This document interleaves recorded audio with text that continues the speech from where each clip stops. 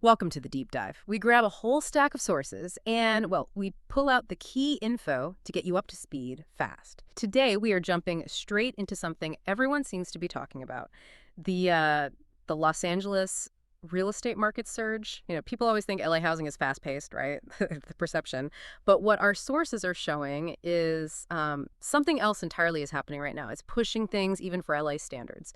So the big question we want to tackle is, what's really behind this incredible surge?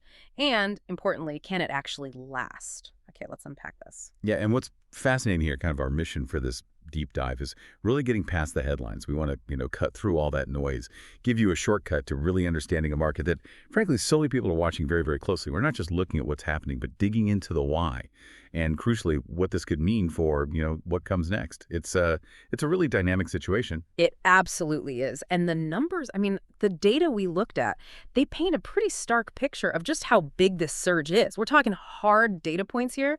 Home sales in LA County up over 12% compared to this time last year. 12%! And listen to this. The median home price. It's blown past $900,000. Just staggering. And in certain zip codes, it's actually much higher than that. Wow, 900,000 median. Yeah, and the reports, they really describe this intense feeling in the market. Homes getting snapped up, multiple offers in just days. Open houses are apparently jammed, totally packed. And you're seeing buyers, they're waiving contingencies, basically giving up protections just to get their foot in the door. It sounds, well, frantic. It does sound frantic, and that kind of rapid climb, it immediately raises an important question. Are we actually looking at a boom that can sustain itself? Or is this potentially, another housing bubble forming? These kinds of dramatic numbers, they really force you to think critically. What do they mean for the market's health long term, not just this immediate excitement? That's exactly the tension, right? The sources we read, they kind of argue both ways. They highlight these strong fundamental drivers, but also, yeah, some definite speculative frothiness. So what are some of those big underlying forces the sources point to? What's really pushing this spike right now? Well, if we connect this to the bigger picture, it's really a mix of things happening all at once, which is pretty unique to right now. For instance, mortgage rates. Yeah. Okay, they've ticked up a tiny bit maybe, but historically, they're still really, really low. Yeah. And that just gives buyers more purchasing power. It makes those sky-high prices seem maybe a little more reachable. Right, makes sense. And this next part, the why, this is where it really started to click for me, going through the material. It highlights some really powerful forces at play. Oh, absolutely. It's not just the race themselves, is it? It's the psychology. Buyers get this feeling like it's now or never, and that just fuels these intense bidding wars. But beyond that, the research really points to this huge wave of out-of-state buyers. Yeah, that was significant. Huge. We're talking investors, sure, but also high-income folks working remotely now. They're coming in from New York, from Texas, even from overseas, and they're pouring serious money into LA housing. So it's not purely local demand driving it. It's this like external capital injection. Exactly. It's almost like LA itself is the hot new commodity, a flight to quality asset. But it's not just the usual big real estate players. It's remote tech workers seeing it as, I don't know, a lifestyle purchase. Combine that desire with their purchasing power, and bam, every open house feels like a high-stakes auction. Okay, so you've got low rates, out-of-state money. What else? Well, then there's the inventory shortage. Big one. Simply fewer homes are being listed. Basic supply and demand, right? Less supply, huge demand. Yeah. Prices go up. It's almost textbook. And layered on top of all that is this lifestyle shift we've seen since the pandemic. People just value different things now. Space, climate, a certain lifestyle. And LA, well, it definitely ticks those boxes for a lot of people. Yeah, it does. And if you're wondering where this is all playing out most intensely, the reports name names. Specific neighborhoods are just hot zones. Highland Park, for example, described as a total magnet for young professionals, creatives. You see stylish remodels, walkable streets, great food popping up. Classic gentrification markers. Exactly.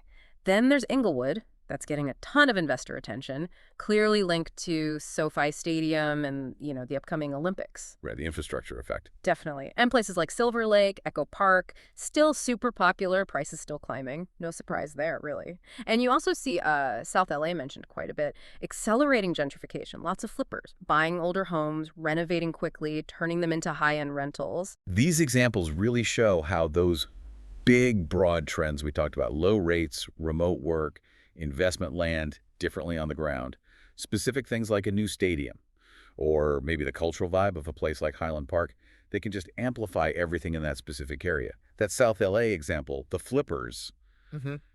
it really does sound like a modern gold rush, doesn't it? Hmm. But for home equity. It just paints a picture of the sheer speed of it all. Okay, but it's not all positive, right? As the sources make clear, we should probably pivot to the potential, the downsides, the risks. A huge one that kept coming up, the affordability crisis. I mean, it's brutal. Locals, long-term residents are getting priced out, just can't compete. Yeah, that's a major social consequence. Huge.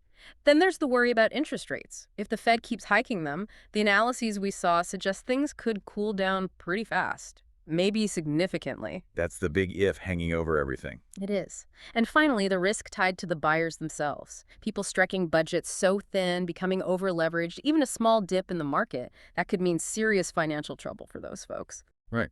And this raises an important question about how resilient this market really is. Rapid growth is exciting, sure, but it nearly always brings vulnerabilities with it. So those factors, affordability, potential rate hikes, stretched buyers, you absolutely have to keep those in mind to get the full picture. It's the other side of the coin to all the exciting growth. Definitely. And to bring in another voice, the material included a quote from Jessica Wu. She's an LA realtor. She put it like this: Los Angeles is still a global city, and demand won't disappear overnight, but buyers should stay cautious and look at long-term value. So what does this all mean for you listening, trying to make sense of this? That quote from Jessica Wu, it really underlines the idea of thinking long-term, doesn't it? Not just getting caught up in the short-term frenzy. It's basically a call for caution, for being strategic, especially if you're thinking about jumping into this LA market. It reminds us that even when demand seems endless, like in a global city, being prudent is still key.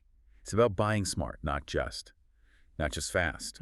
Right. So let's try and summarize the key takeaways from this deep dive into the LA scene. If you're looking to buy, the message seems to be, yes, be aggressive, you probably have to be, but also be really smart, strategic, think long-term. If you're maybe thinking of selling, well, the analysis suggests this might be a pretty golden opportunity to cash out. And if you're just watching, Okay. like us, digging into the sources, well, buckle up.